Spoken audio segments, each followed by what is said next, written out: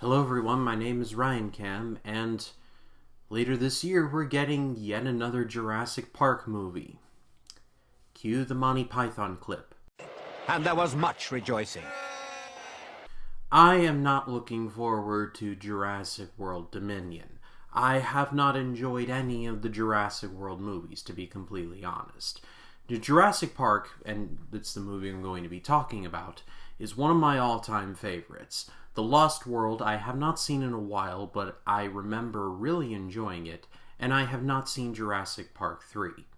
But I did not like Jurassic World, but it did have some good ideas, and Fallen Kingdom just completely crushed any hopes and dreams that I had for this franchise going forward. But since there is a new movie coming out in the next month or so, I decided that this is as good a time as any to review all the Jurassic Park movies.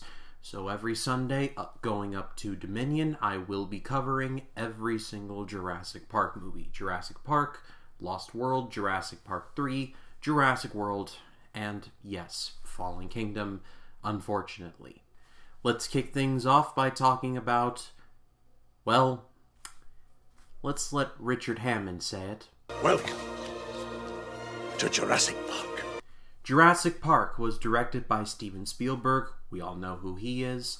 It was based on the book written of the same name, written by Michael Crichton, and it starred Sam Neill, Laura Dern, Richard Attenborough, and the man himself, Jeff Goldblum. It was released in 1993, and it tells the story of a very eccentric billionaire, played by Attenborough, who has created, well, a theme park.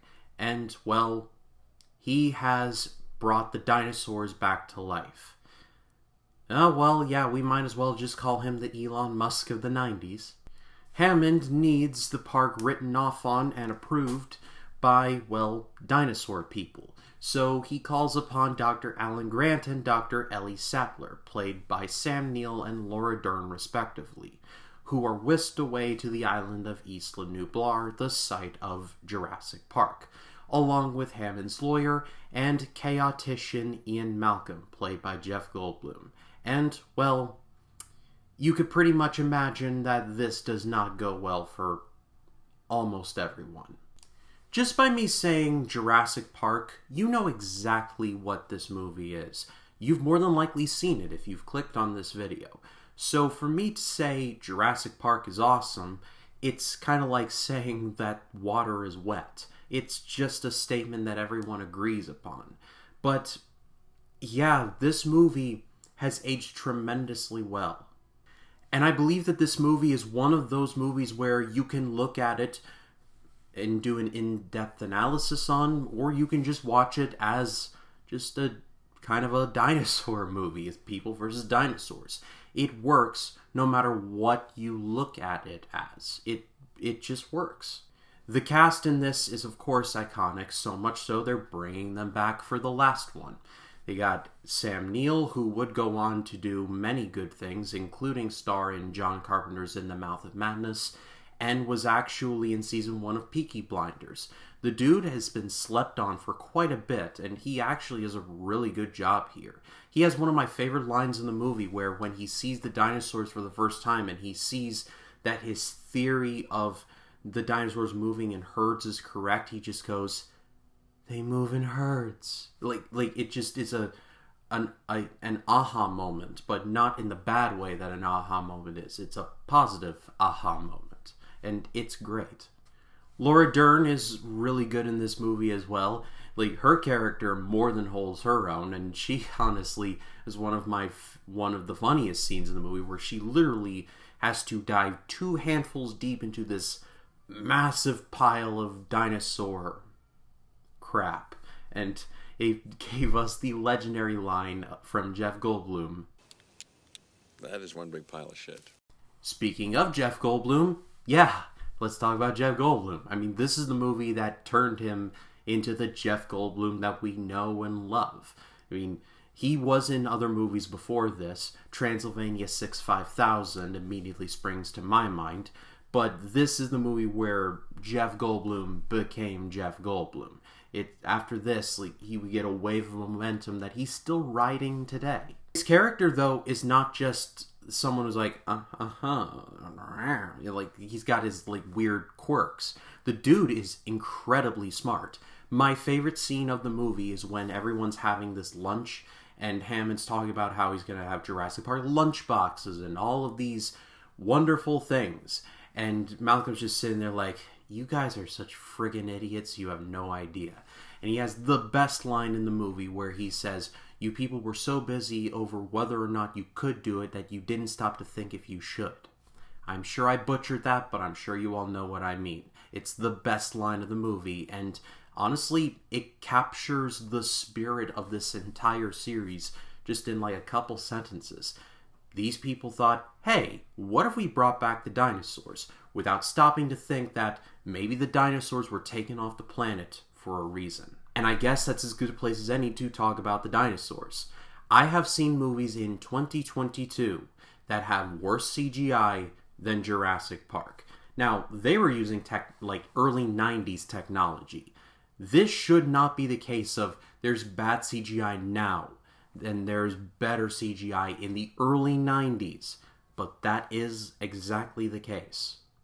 Of course, we all know the infamous scene where Settler and Grant see the dinosaurs for the very first time, and Hammond goes, Welcome to Jurassic Park. But what I love the most about this movie is that Spielberg utilized not just CGI, but he also used practical effects as well. There are some practical dinosaur effects in this that are just outstanding. Berg and effects supervisor Stan Winston basically used CGI as a tool in the toolkit and not the entire canvas. It's a problem that Jurassic Park movies in the future would somehow struggle with. Jurassic Park CGI just nailed it the first time, and they never got that magic back again. There's honestly too much to talk about in just one video. I mean, this movie is so loaded, from one of the first roles of a young Samuel L. Jackson to Wayne Knight's performance as Nedry and his whole hack with the whole you didn't say the magic word, to how freaking terrifying the velociraptors are. Like, seriously, the velociraptors will give you nightmares. To just that whole T-Rex scene and just seeing the T-Rex in live and living color for the first time, my hairs on my arms are raising up just thinking about it. Jurassic Park is many things, but it is all of those things and so much more. It actually poses some legit questions, and it's a great action movie.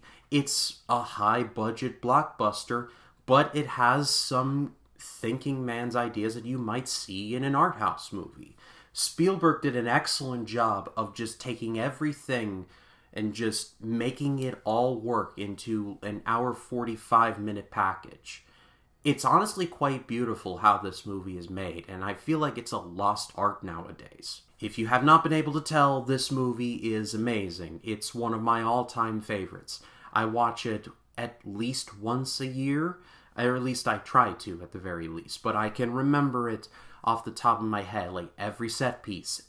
Not every line, but almost every line.